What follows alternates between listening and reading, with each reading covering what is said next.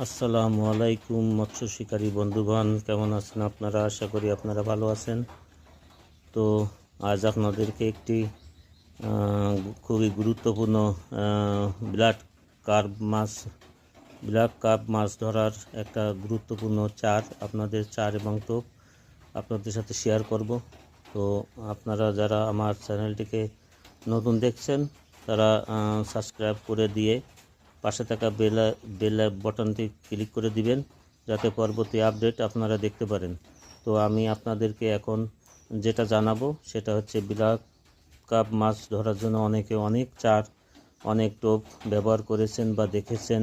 তো আমি আপনাদেরকে আজ একটি অতি গোপনীয় এবং খুবই মূল্যবান একটি চারের এবং টোপের নিয়ে আলোচনা করব। তো আপনারা দেখতে থাকুন, সে পর্যন্ত সঙ্গে থাকুন। তো প্রথমে আমি চারে আসি। তো আপনারা কি করবেন, আপনারা বাজার থেকে চিংড়ি মাছ কিনবেন। দেখেন ছোট ছোট চিংড়ি মাছ পাওয়া যায়, এখন বাজারে পাওয়া যাবে।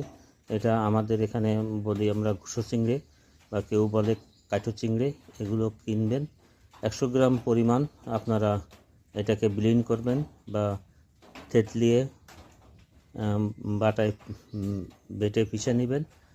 আর এর সঙ্গে দিবেন, আমি আপনাদের হাতে কলমে দেখাচ্ছি না, তো বলে দিচ্ছি, আপনারা খেয়াল করে ভিডিওটি শুনলে অবশ্যই বুঝতে পারবেন। খুব সহজ এবং কার্যকারী।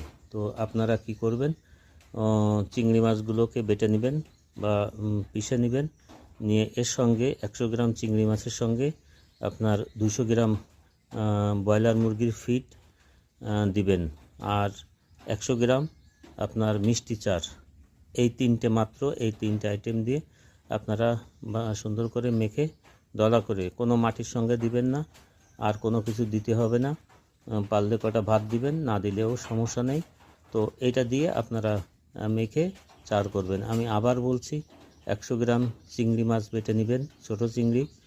100 গ্রাম 200 গ্রাম মুরগির ফিড নেবেন এবং 100 গ্রাম মিষ্টি চার দিয়ে আপনারা সামান্য কিছু ভাত দিয়ে, খাবার ভাত যেটা সাদা ভাত, ওটা দিয়ে আপনারা মেখে দলা করে চার করবেন। ব্ল্যাক কার্প মাছ অবশ্যই আপনার চারে আসবে। আর এখন বলি টোপের ব্যাপারে। টোপটা অতি সাধারণ। সেটা হচ্ছে, আপনারা এই যে চিংড়ি মাছের খোসাটা ফেলে দেবেন, হালকা করে উপর থেকে টেনে খোসাগুলো ফেলে দিয়ে একটা বা দুটো করে, ছোট হলে দুটা আর বড় হলে একটা মাছ আপনারা গেঁথে দিবেন, বড়শিতে গেঁথে ফেলবেন। দেখবেন যে ব্ল্যাক কার্প মাছ একবার নিয়ে হাঁটা দিবে।